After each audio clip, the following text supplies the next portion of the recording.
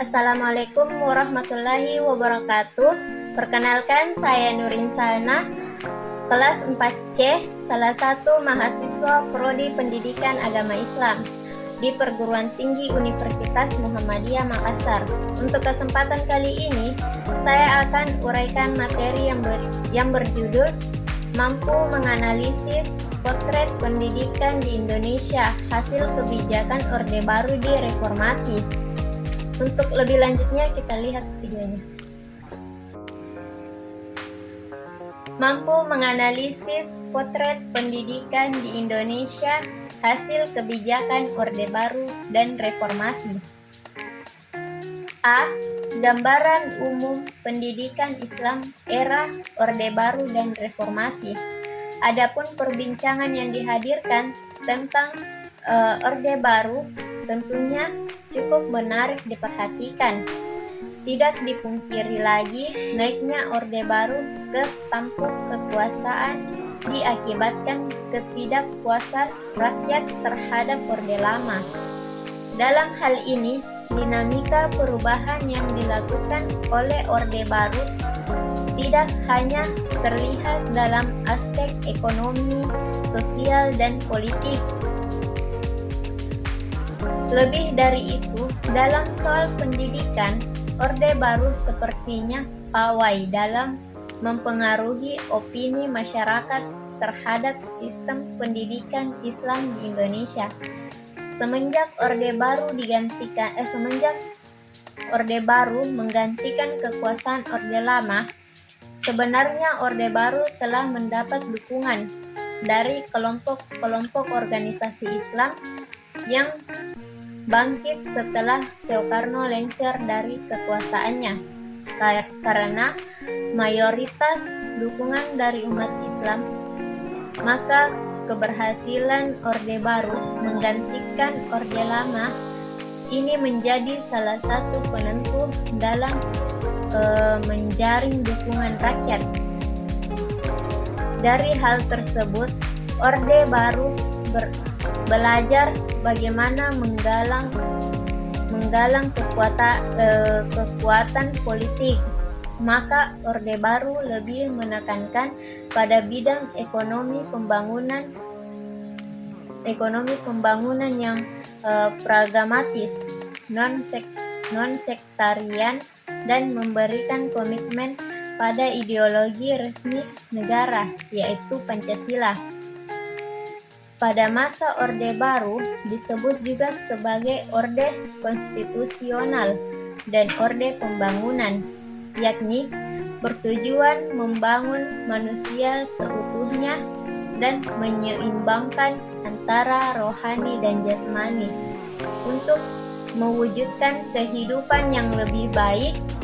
Pada tahun 1973 sampai 1978 dan 1983 dalam sidang MPR yang kemudian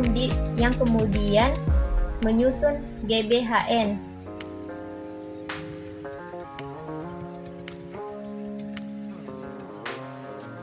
Dalam sejarah panjangnya eksistensi pendidikan Islam kerap berhadapan dengan negara. Artinya, kebijakan politik pemerintah tentang pendidikan Islam tidak kondusif.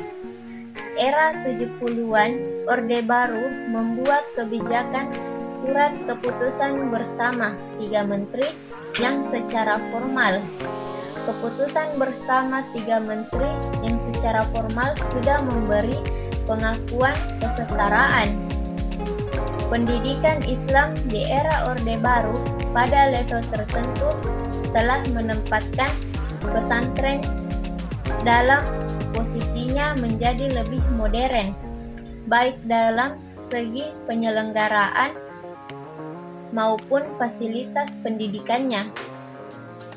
Pesantren tidak lagi dilihat sebagai institusi yang melanggengkan kepolotan, kemunduran, serta label-label negatif. Pesantren Dari hal tersebut, pada argumentasi bahwa pesantren memunculkan pembaharuan pola pikir Islam di Indonesia, itu dikarenakan pesantren memiliki corak pembinaan bercirikan Islam, sehingga aspek pendidikan Islam dalam pesantren dapat dijadikan salah satu benteng dalam menghadapi modernisasi. B. Dikotomi pendidikan Islam era Orde Baru dan Reformasi. Salah satu permasalahan yang mengemukakan dalam dunia pendidikan, khususnya di era Orde Baru dan mungkin berlangsung hingga sekarang. Permasalahan itu adalah dunialisme pendidikan. Diakui atau tidak, dampak sosial dualisme pendidikan dapat menjadikan tingkat pengetahuan masyarakat terbelah dan tidak utuh, yang pada gilirannya terjadi penilaian yang berbeda terhadap pendidikan yang ideal, yang sesuai dengan latar belakang pendidikan yang mereka tempuh. Aspek kebijakan pendidikan era Orde Baru dan Reformasi.